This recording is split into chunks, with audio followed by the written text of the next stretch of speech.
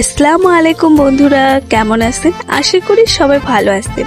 আজ আমি নিয়ে এসেছি আমার খুব ফেভারিট একটা স্পেশাল রান্না, গার্লিক মাটার দেশি চিকেন রেসিপি। বিশ্বাস করুন, এটার ফ্লেভার একদম নেক্সট লেভেল। চলেন তাহলে দেরি না করে রেসিপিটা স্টার্ট করি। প্রথমে কড়াইতে সরিষার তেল গরম করে নেব, তারপর অ্যাড করব পেঁয়াজ কুচি আর টমেটো কুচি। এবার দিয়ে দিব সবগুলো স্পাইসেস, হলুদ গুঁড়ো, ধনিয়া গুঁড়ো, লবণ, জিরা গুঁড়ো, লঙ্কা বাটা, আদা রসুন বাটা, গরম মশলা সবকিছু ভালো করে মিক্স করে নেব যাতে মশলার গন্ধটা দারুণ ভাবে বের হয়ে আসে।